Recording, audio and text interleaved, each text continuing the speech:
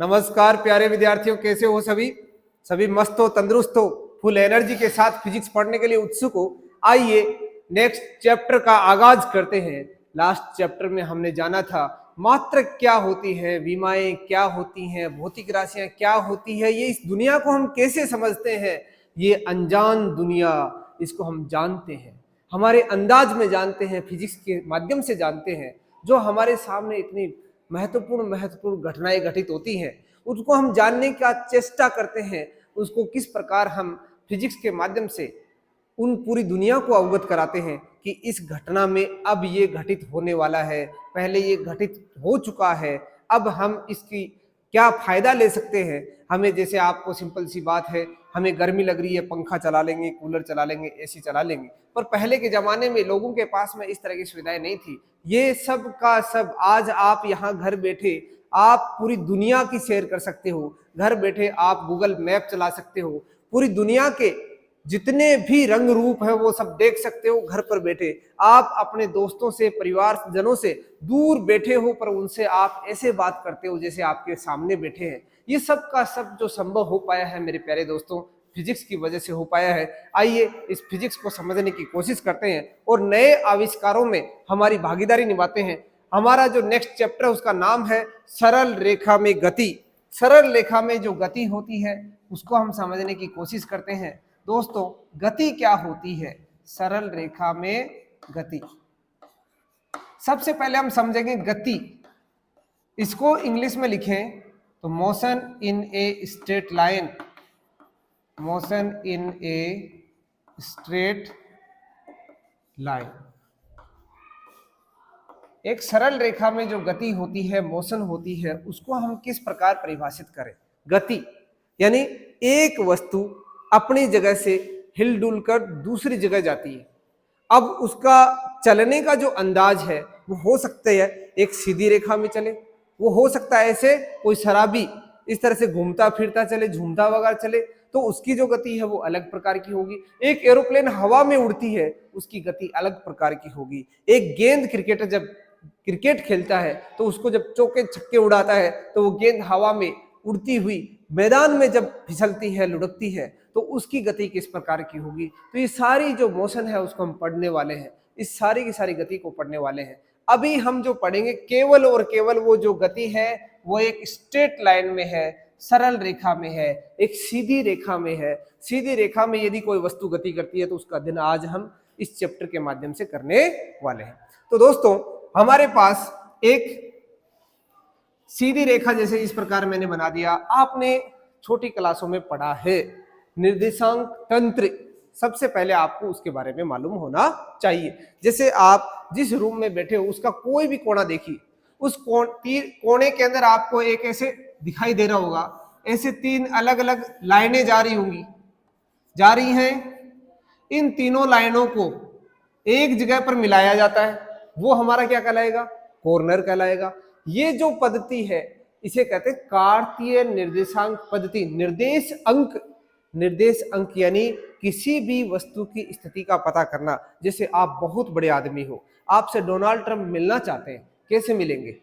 आप उन्हें क्या कहोगे कि मैं इस जगह पर बैठा हूं, आप मेरे से आकर मिल सकते हो? तो क्या वो वहां से सीधे उड़कर आपके पास पहुंच सकते हैं? जी हाँ, पहुंच सकते हैं। बस उन्हें दो पॉइंटों की आवश्यकता है, दो निर्देश अंकों की आवश्यकता है। वो निर्देश अंक हर व्यक्ति का जिस भी जगह पर आप बैठे हो वो अलग अलग होता है, फिक्स होता है हर व्यक्ति का। इवन आप क्लासरूम में बैठे हो तो क्लासरूम में जितनी टेबल लगी हुई है, जितनी स्टूल लगी हुई है, हर स्टूल का निर्देश अंक क्या है? अलग अलग है, स्थिति अलग अलग है। तो डोनाल्ड ट्रंप साहब को आपसे मिलना हो तो वो उस क्लासरूम में एंट्री करके उस स्टूल पर बैठे उसी पर्टिकुलर स्टूडेंट से मिलेगा, दूसरे से मिलने की आवश्यकता ही नहीं होगी, है ना?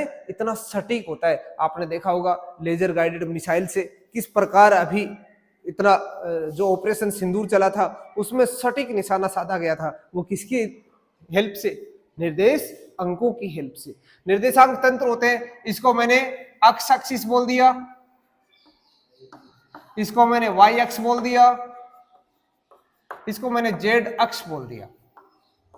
अब इन तीनों दिशाओं का हम इस्तेमाल करते हैं। जैसे उस कमरे में जिसमें आप बैठे हो उसमें पंखा लगा है, उस पंखे की स्थिति बतानी है पंखे की स्थिति बताने के लिए आपको तीनों दिशाओं की आवश्यकता है। आपको कुछ इधर भी दूरी चलनी पड़ेगी, कुछ इधर भी दूरी चलनी पड़ेगी और कुछ इधर भी दूरी चलनी पड़ेगी, तब जाके आप उस पंखे पर पहुंच पाओगे। तो यानी कोई एक बिंदु होगा, जैसे ये होगा, अब मैं उसको दर्शा तो ऐसे हवा में तो दर्शा नहीं सकता, पर ये मेरे को 2D प्लेन है, यहाँ सिर्फ दो दिशाएं हैं, दो कॉर्नर है, देखो ये कॉर्नर एक ही है, इसमें केवल दो दिशा है, इसे समतल बोलते हैं। और ये एक त्रिविम में है, तीन दिशाएं हैं, तो तीन दिशाओं को रिप्रेजेंट करने के लिए जैसे मैंने यहाँ पर कोई बिंदु ले लिया, जिसके बिंदु क्या होंगे, x1 y1 z1, कितना भी हो सकता है x1 5 सेंटीमीटर हो, y1 2 सेंटीमीटर हो, z1 4 सेंटीमीटर, कितने भी वैल्यू होंगी उनकी अलग अलग वैल्यू। तो अब हम यहाँ पर दिशाओं की बात करें, सबसे पहले बात करें कि यहाँ पर कितनी दिशाएं हैं, 1 2 और 3, इसलिए इसको बोलते हैं त्रिविम। यदि दो दिशाओं की बात करें तो इसको हटा दो, तो ये क्या बन जाएगा, द्विविम, दो दिशाएं, दो विमाएं। और यदि इन दोनों को हटा दे तो एक विमीय, एक दिशा केवल। तो अब इस चैप्टर में हम जो जिक्र करने वाले हैं, जिसका हम चर्चा करने वाले हैं, वो कौन सा है, केवल और केवल एक विमीय गति की बात करेंगे, सरल रेखा में गति की बात करेंगे। तो सबसे पहले हम यहां पर लिखेंगे, टॉपिक क्या हो जाएगा हमारा, निर्देशांक तंत्र। सबसे पहले इसके बारे में लिखो, निर्देशांक तंत्र वह तंत्र जिसके द्वारा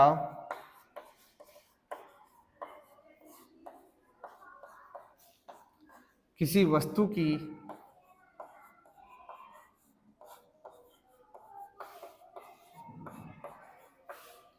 त्रिविम में स्थिति का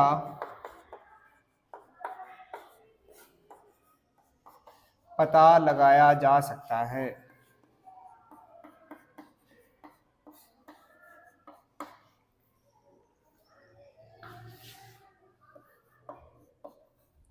जैसे एरोप्लेन उड़ता है, तो एरोप्लेन आसमान में होता है, उसे कैसे मालूम होता है कि वो पेरिस शहर में लैंड करेगा, उसे कैसे मालूम होगा कि वो अमेरिका में लॉस एंजलिस शहर के अंदर लैंड करेगा, वो लॉस एंजलिस में जाके ही उतरेगा, उसे कैसे मालूम पड़ेगा।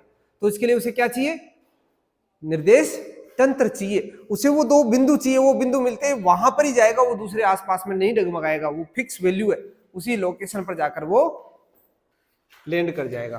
तो ये हो जाएगा निर्देश तंत्र, यानी जो किसी वस्तु की त्रिविम में स्थिति का अंदाजा लगाता है, त्रिविम में स्थिति के बारे में बतलाता है, उसे कहते हैं निर्देश तंत्र। अब निर्देश तंत्र जो होते हैं वो तीन प्रकार के हैं, पर आपके जो 11th के सिलेबस में एक ही को इस्तेमाल करते हैं, कार्तीय निर्देशांक तंत्र, तो मैं उसके बारे में ही बात कर रहा हूं। एक होता है गोलीय और एक होता है बेलनाकार। चलो लिखा दूं, यह तीन प्रकार के होते हैं, तीन प्रकार के होते हैं।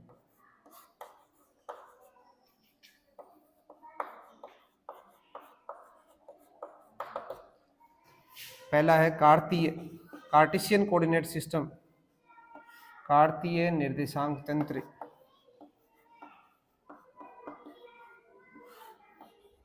यदि जिसको निर्देशांक तंत्र का नॉलेज है, वो डेफिनेटली ये चैप्टर और इसके आने वाले चैप्टर के अंदर आपको बिल्कुल भी दिक्कत नहीं होने वाली है।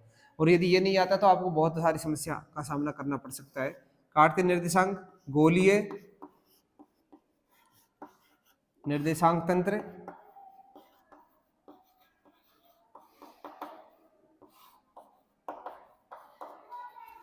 और तीसरा है अपना बेलनाकार।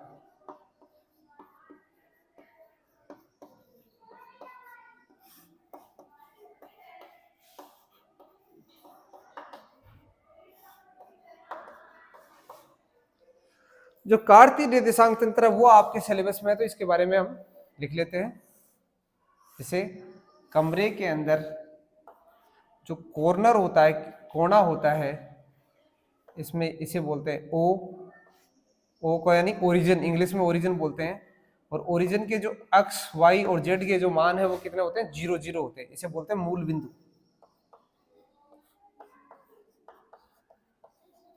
इंग्लिश में बोलते हैं ओरिजिन, ORIGIN, ठीक है। ये एक्स एक्सिस है, ये वाई एक्स है, और ये हमारी जेड अक्ष। और इसमें यदि कोई यहाँ पर बिंदु ले जिसकी हमें स्थिति मालूम करनी हो तो उस बिंदु को हम यहाँ ले लेते हैं, और इस बिंदु के जो मान है x1, y1 और z1। x1 यानी ये x1 हो जाएगा, ये x1, y1 यानी यहां से हम इसका लंबवत डालें, ये y1, और z1 के लिए क्या करना पड़ेगा आपको, यहां से इस पर ये हवा में एक तरह से, तो ये यहां से मिलाना पड़ेगा इसको, यहां से मिलाकर फिर मिला देंगे इसको, है ना, तो वो z1 हो जाएगा। ठीक है, ये रहा कार्तीय निर्देशांक। इसको हम इस्तेमाल करेंगे, कहने का मतलब थोड़ा सा आपको बेसिक इन्फॉर्मेशन होनी चाहिए, जिससे हमारे जो आगे का टॉपिक है, यानी किसी वस्तु की स्थिति क्या होगी, उसका वेग क्या होगा। जैसे कोई गाड़ी चलानी है आपको, तो उसकी स्पीड कितनी होगी, 50 किलोमीटर प्रति घंटा, 60 किलोमीटर प्रति घंटा, 100 किलोमीटर प्रति घंटा। फाइटर प्लेन चलाना 3000 किलोमीटर प्रति घंटा, एरोप्लेन चलानी 950 किलोमीटर प्रति घंटा। तो वो प्रति घंटा जो आपको स्पीड बता रहा है लगातार, उस स्पीड से आपको कह दिया जाए कि आपको यहाँ से लॉस एंजलिस अमेरिका में एक शहर है, वहां पर पहुंचना है। उसकी दूरी यहाँ से लगभग है, सपोज आप ये समझ लो कि 6400 किलोमीटर है। जैसे हम यहाँ पर इंडिया, यहाँ पर अमेरिका, यहाँ पर इसको उड़कर यहाँ से यहाँ पहुंचना है, तो क्या करेगा, इतनी दूरी यानी इसकी आधी परिधि, ये त्रिज्या कितनी है 6400 किलोमीटर। 2 पाई से इसको मल्टीप्लाई कर देना, 1 पाई से कर लेना, 2 पाई से तो पूरी आ जाएगी, 1 पाई से यानी 3 से गुणा कर लो लगभग, तो ये 20,000 के आसपास किलोमीटर मानो आप। तो 20,000 लगभग 20-22 हजार किलोमीटर की दूरी तय करनी पड़ेगी एरोप्लेन को।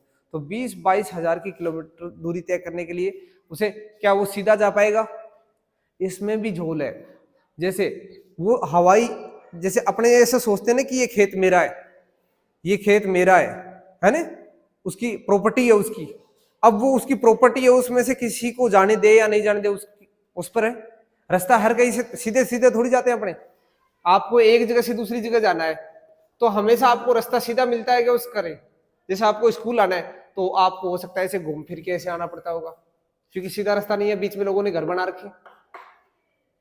तो हवा में भी अधिकार है, हवाई जो क्षेत्र है वो भी उस कंट्री का अधिकार है कि वो जाने दे या नहीं जाने दे। अभी हाल ही में ऐसा हुआ था, ऑपरेशन सिंदूर के टाइम पे क्या हुआ था, पाकिस्तान ने मना कर दिया, बोले नहीं मेरे से ऊपर से मैं नहीं जाने दूंगा।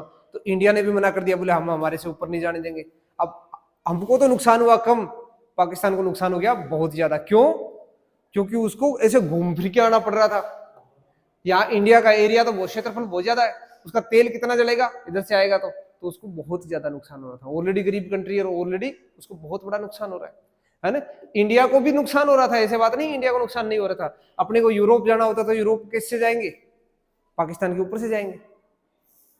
सारा का सारा हवाई क्षेत्र पाकिस्तान का आता है, उसके ऊपर से जाना पड़ता है यूरोप जाने के लिए।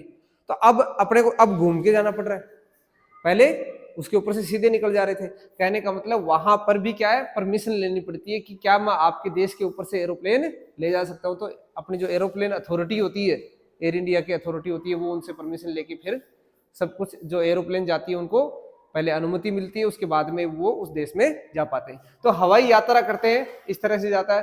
तो यहाँ से जैसे सपोज 20,000 किलोमीटर की दूरी तय करनी है, वो 900 किलोमीटर प्रति घंटा से जा रहा है, तो बताइए उसे कितना टाइम लगेगा। लगभग आप ये समझ लीजिए 12-13 घंटे तो लगेंगे है ना। तो 12-13 घंटे का सफर लगता है। वो जब उड़ता भी है, लैंड भी करता है, उसमें भी समय लगता है। वो वहाँ 900 थोड़ी चलेगा, वहाँ तो स्लो हो जाएगा, उड़ेगा तब भी उसे रफ्तार थोड़ी सी लेनी पड़ती है, तो कुछ समय लगता है। तो 12-13 घंटे का सफर उसे करना पड़ता है।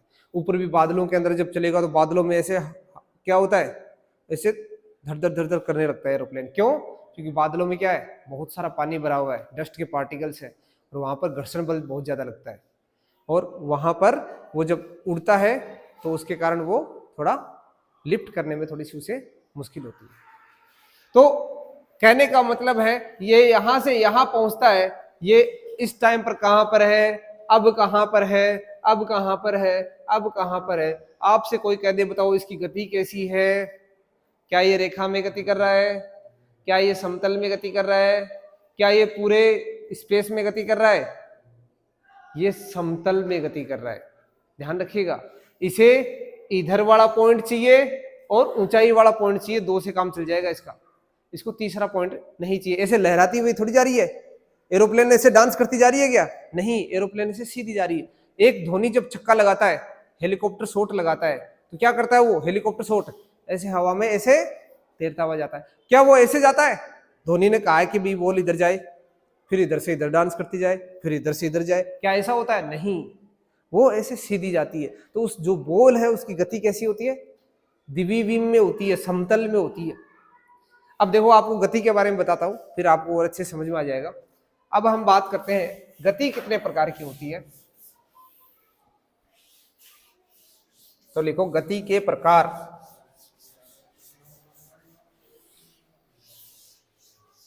गति के प्रकार।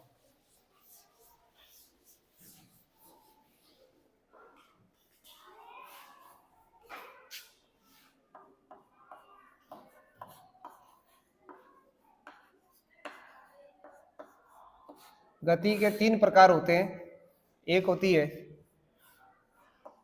एक विमीय, विमा के आधार पर है ना, एक विमीय, क्या लिख लेना, विमा के आधार पर।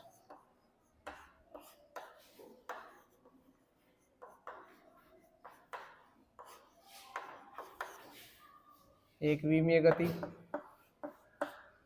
दूसरी है द्विविमीय गति।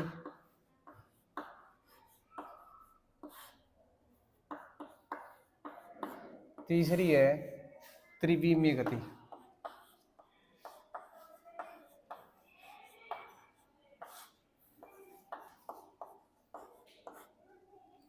एक विमीय गति, द्विविमीय गति, त्रिविमीय गति। One dimensional motion, two dimensional motion, three dimensional motion, 1D, 2D and 3D। एक विमीय गति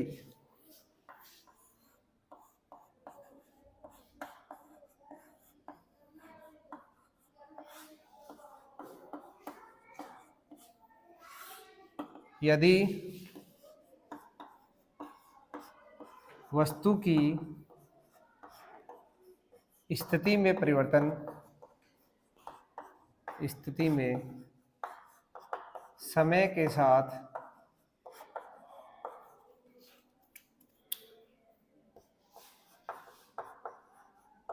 परिवर्तन एक दिशा में हो,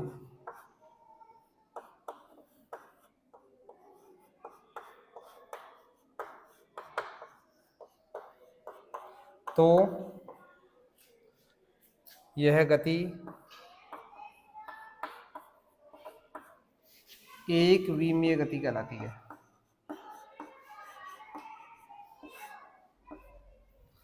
एक विमीय गति कहलाती है।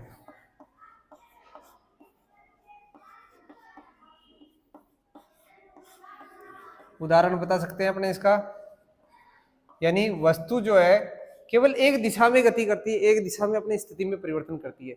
उदाहरण बताइए, जैसे एक रस्सी है ना, और उस रस्सी के ऊपर एक जादूगर गेम दिखाता है, देखा है क्या आपने?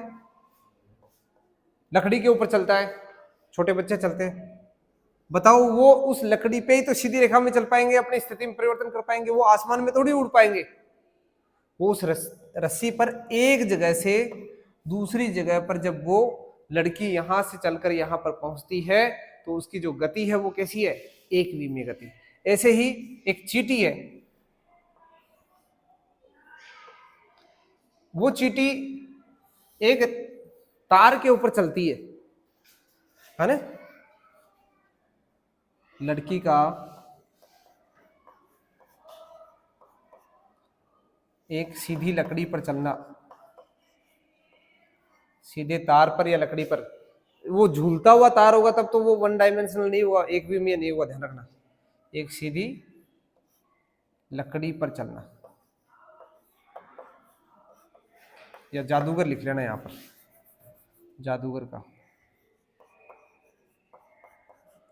जादूगर का एक सीधी लकड़ी पर चलना।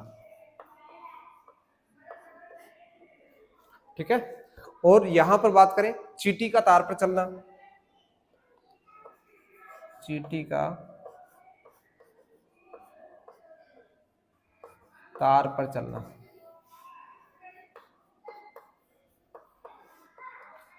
और बताओ एक दिशा की कोई है इस तरह की गति, केवल एक दिशा में चले, उसको दूसरी तरफ जाने का अवसर ही ना मिले, केवल एक दिशा में ऐसे चलता जाए, तो उसकी जो गति है उसे कहेंगे एक विमीय गति।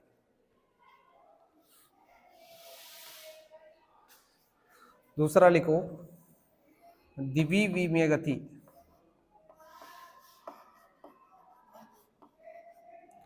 इसको दूसरा नाम ये भी बोल सकते हो सरल रेखा में गति।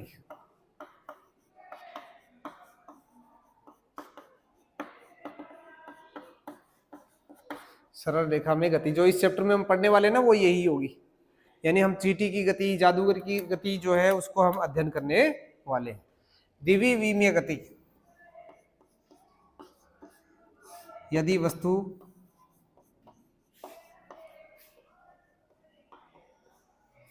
की स्थिति में परिवर्तन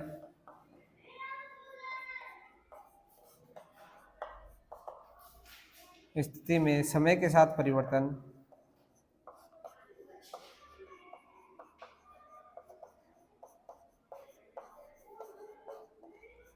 दो अलग अलग दिशाओं में हो, दो अलग अलग दिशाओं में हो,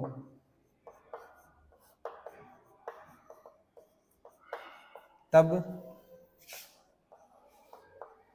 उसकी गति को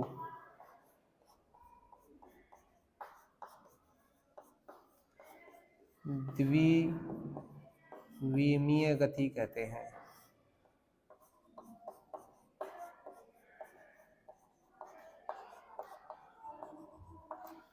ठीक है, उदाहरण बताओ। बड़े शानदार शानदार इंटरेस्टिंग उदाहरण है हमारे सामने। समतल, ये समतल में गति बोल दो इसका, समतल में गति। सबसे बड़ा एग्जाम्पल तो बताइए, धोनी के द्वारा लगा गया हेलीकॉप्टर शॉट, क्रिकेट की गेंद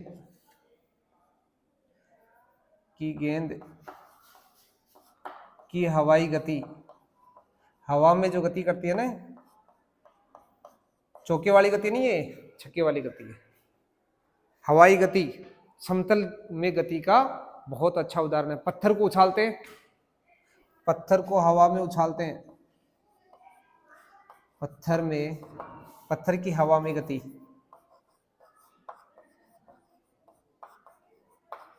पत्थर या कुछ भी उछालो आप, हवा में गेंद को उछालो, उसकी जो गति है वो भी कैसी है, समतल में गति। वो सारा हवाई जहाज की गति,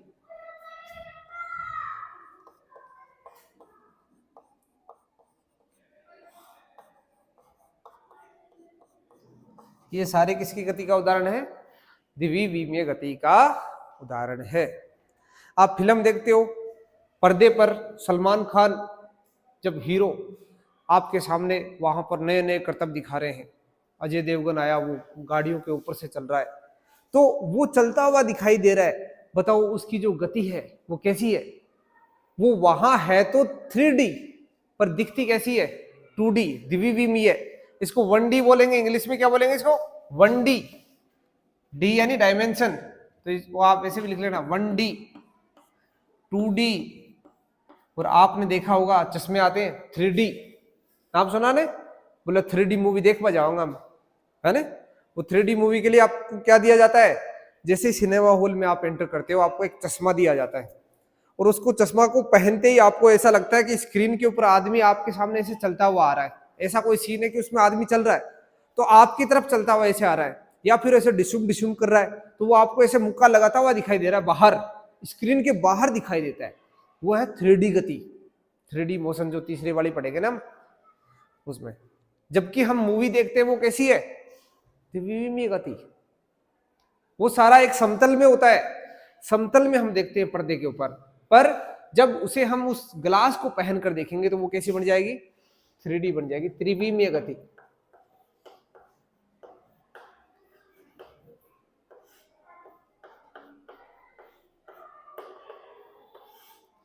त्रिविमीय गति, इसको इंग्लिश में बोलते हैं 3D मोशन,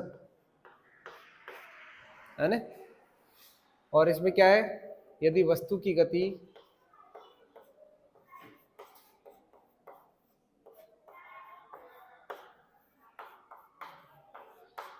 को निरूपित करने के लिए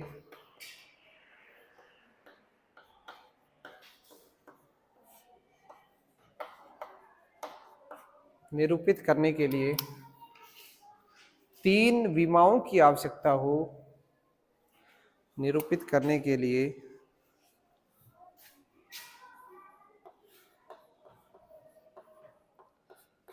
तीन विमाओं की आवश्यकता हो,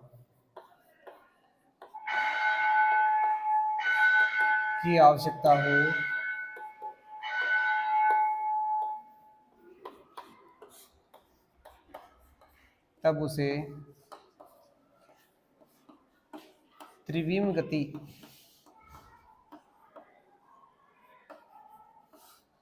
त्रिविमीय गति कहा जाता है। उदाहरण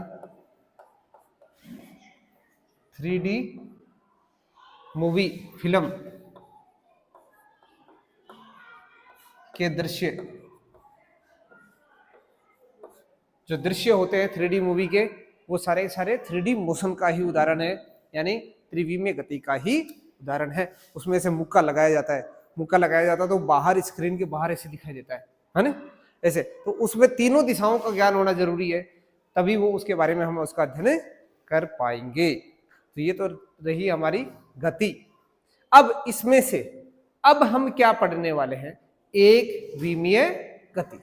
ये पूरा का पूरा चैप्टर किस पर आधारित है, एक विमीय गति पर। और दूसरा वाला चैप्टर इसके आगे वाला द्विविमीय गति। त्रिविमीय गति का उदाहरण आपके उदाहरण ही है, पर ये बुक में इसका अध्ययन हमारे नहीं है। तो यहां पर आपने दो चैप्टर लगातार जो पढ़ने वाले हैं वो इन दोनों परिभाषाओं पर आधारित पढ़ने वाले हैं।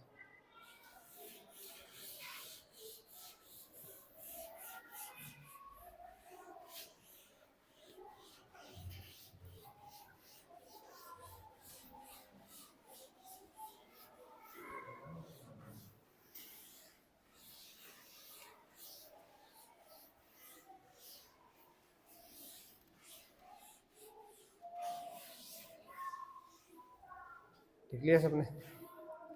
चलो, तो अब सरल रेखा में जो गति है उसको पढ़ने के लिए, तो गति को सरल रेखा में गति,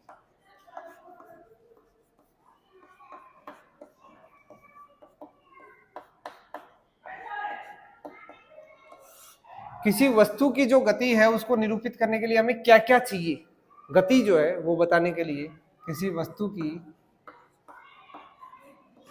वस्तु की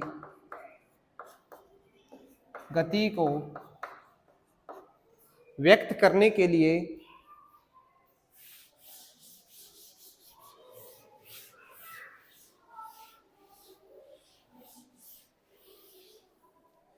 किसी वस्तु की गति को व्यक्त करने के लिए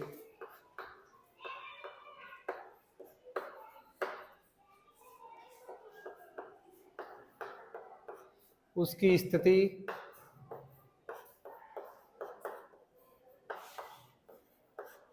वेग, चाल,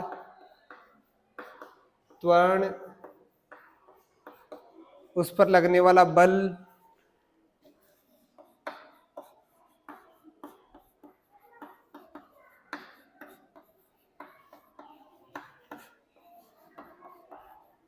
गतिज ऊर्जा,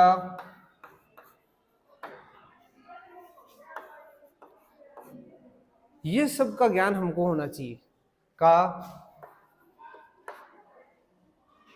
अवबोध ज्ञान होना चाहिए। किसी वस्तु की गति को व्यक्त करने के लिए का मान ज्ञात होना चाहिए, ऐसे लिख लो, का मान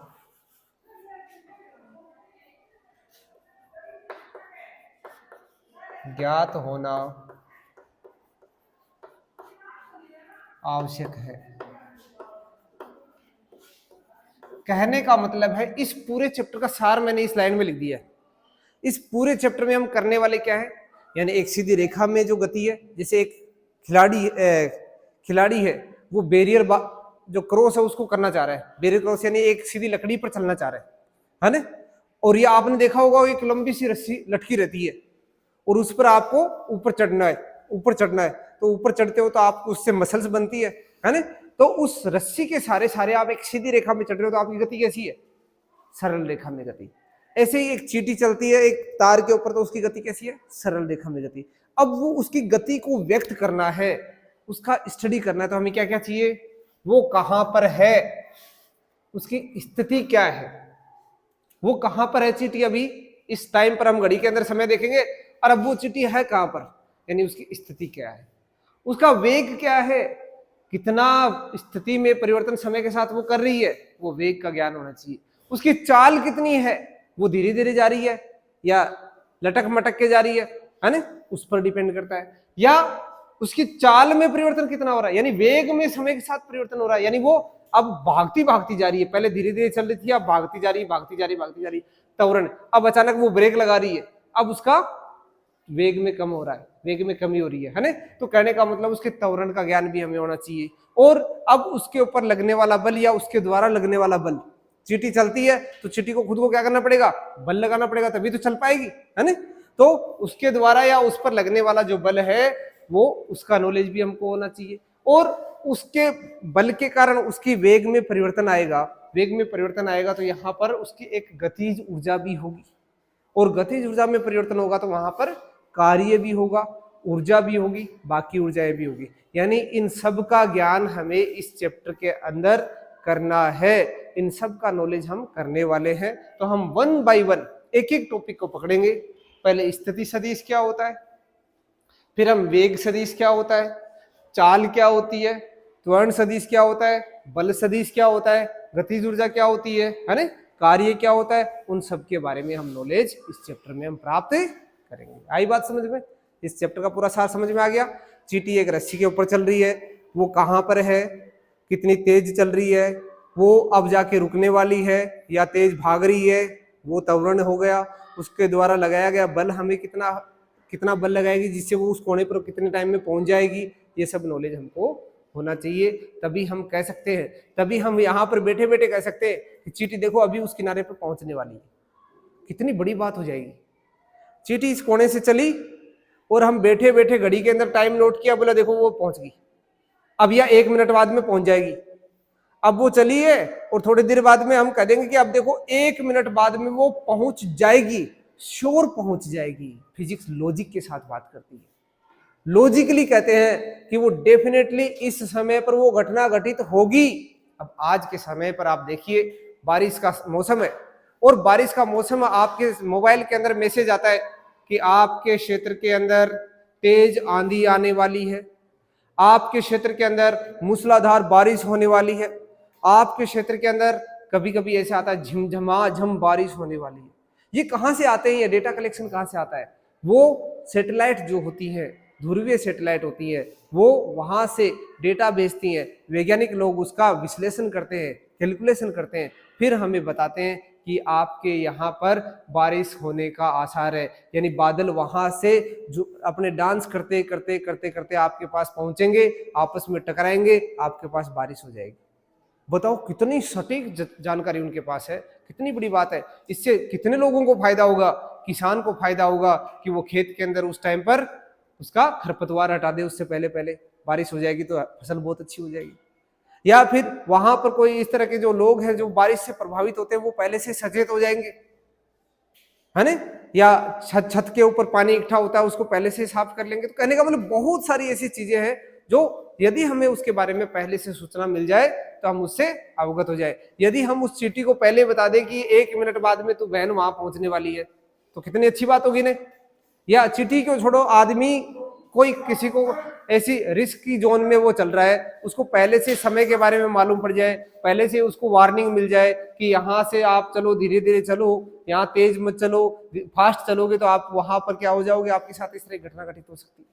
तो कहने का मतलब इतनी सटीक जानकारी देने के लिए हमें क्या किसकी जरूरत है, इन सारी की सारी प्रॉपर्टीज का, यानी स्थिति का, वेग का, चाल का, बल का, त्वरण का, ऊर्ध्व ऊर्जा का, कार्य का, सबका नॉलेज होना जरूरी है। तो सबसे पहला टॉपिक हम लिखेंगे स्थिति सदिश, वस्तु का स्थिति सदिश।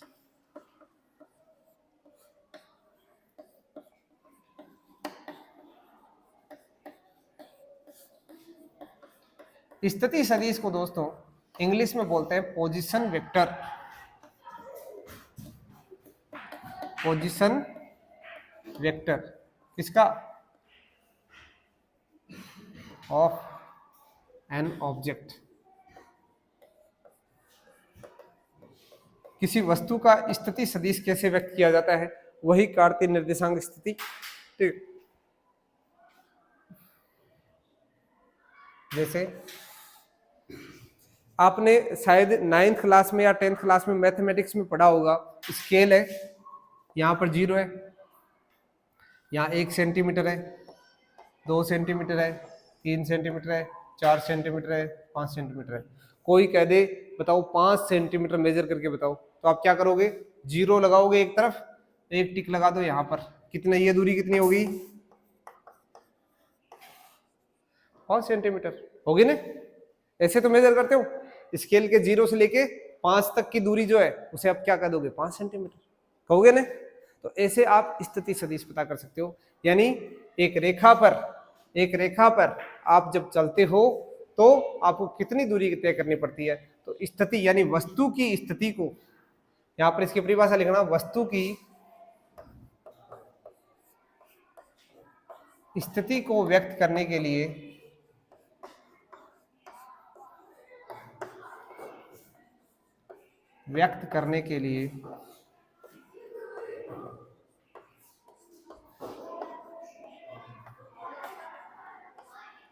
स्थिति सदिश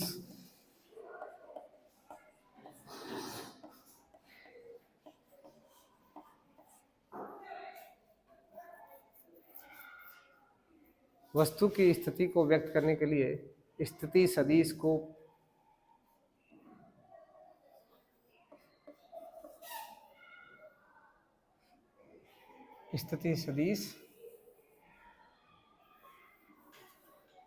परिभाषित किया जाता है।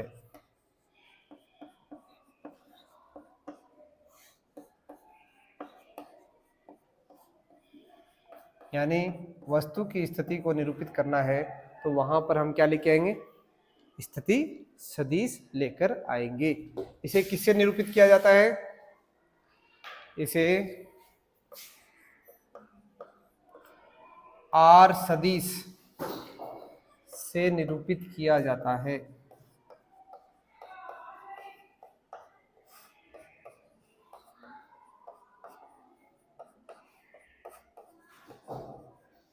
ठीक है, जैसे अब हमारे पास एक वस्तु है, वो यहाँ पर है, इसको मैंने बोल दिया बिंदु ए, और वो बिंदु बी पर पहुंच जाती है। ठीक है, बिंदु ए का जो स्थिति है, निर्देशांक है, वो यहाँ पर मैं बोल देता हूं कि ये x1 है, 0 0 है, यानी केवल x एक्सिस में चल रही है, और x1 की जो वैल्यू अपने को दे रखी है, और ऐसे ही वो वस्तु स्थिति x2 0 0 पर पहुंच जाती है। ठीक है, यहां से यहां वो वस्तु पहुंचती है, तो A से B तक पहुंची गई, पहुंचने के लिए जो दूरी उसने व्यक्त की वो क्या किससे कहलाएगी, स्थिति सदिश से। और उसे व्यक्त करने के लिए आपने पढ़ाई होगा, क्या करते थे, अंडर रूट क्या लेते थे, अंडर रूट इस माइनस इसको करते थे, x2 माइनस x1 का whole square plus y2 minus y1 का whole square plus z2 minus z1 का होल स्क्वायर, ऐसे लिखते थे ना। तो हम यहाँ पर एक विमीय गति की बात कर रहे हैं, तो हमें केवल x का मान मालूम है, y और z क्या है, 0 है ना, y z क्या है 0, और इसका ये क्या है, मापांक है, मान है, ध्यान रखना है ना। और सदिश की दिशा जो है वो आई कैप, आगे मैं आपको बता देता हूँ, ये आ जाएगा, तो ये x2 माइनस x1 का क्या आया होल स्क्वायर, और स्क्वायर का अंडर रूट क्या होता है बताओ, स्क्वायर का अंडर रूट क्या होता है, x2 माइनस x1 का होल स्क्वायर। अंडर रूट को किससे लिखा जाता है, घात आदि से। और आपने 9th क्लास में एक चीज पढ़ी होगी, a की घात m की घात n किसके बराबर होती है, a की घात m गुणा, ये नियम पढ़े थे ना 9th के, तीनों नियम आपको लिखा देता हूं। नियम क्या क्या है, घातांक नियम,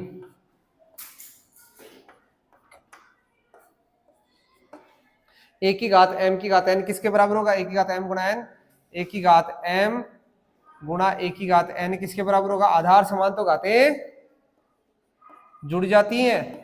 और एक घातांक नियम और क्या पढ़ा था आपने, a की घात m बटा a की घात n क्या हो जाएगा, यहां से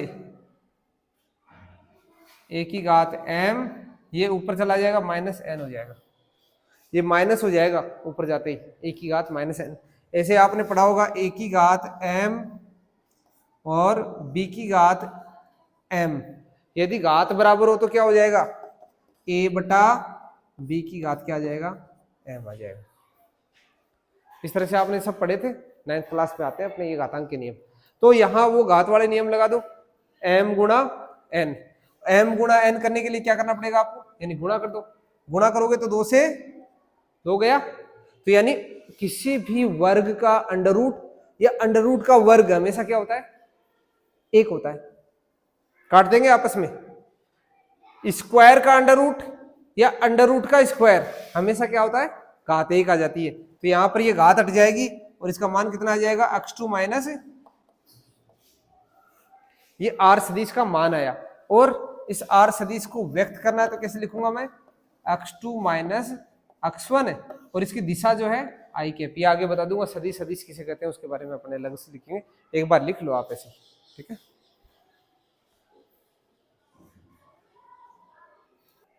तो प्यारे दोस्तों, हमने जाना कि जो स्थिति सदिश है यानी वस्तु कहां से कहां पर पहुंची, उसके बारे में हमारे पास जो इंफॉर्मेशन देने वाला है वो क्या है, x2 माइनस x1। और ये i कैप जे कैप के कैप के बारे में थोड़ा सा और बता दूं मैं आपको, आपने कार्तीय निर्देशांक जहां पढ़े हैं ना वहां पर थोड़ा सा और नोट कर लो।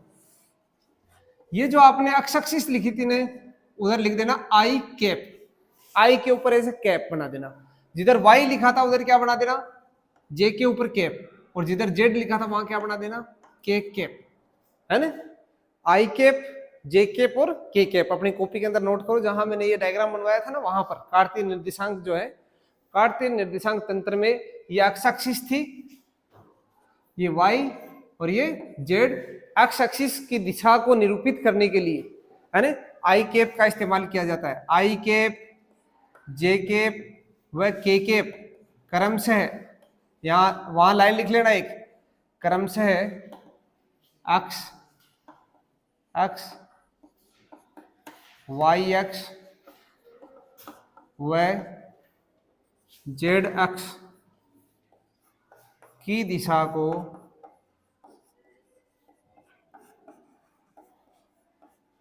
निरूपित करने वाले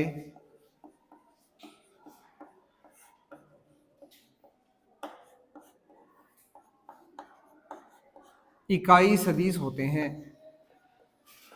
इकाई सदिश होते हैं, ठीक है। आई कैप किसका निरूपित करता है, एक्स एक्सिस को, जे कैप वाई को, और के कैप जेड अक्ष को, दिशा को निरूपित करता है, दिशा समझ रहे हो आप, जैसे आप मानचित्र के ऊपर क्या कहते हो, उत्तर दिशा, दक्षिण दिशा, पूर्व दिशा, पश्चिम दिशा, वैसे ही हमारे पास एक कमरा है, उस कमरे में हमारे पास एक कोना है, उस कोने पर हमारे पास एक्स एक्सिस भी है, वाई एक्सिस भी है, जेड एक्सिस भी है।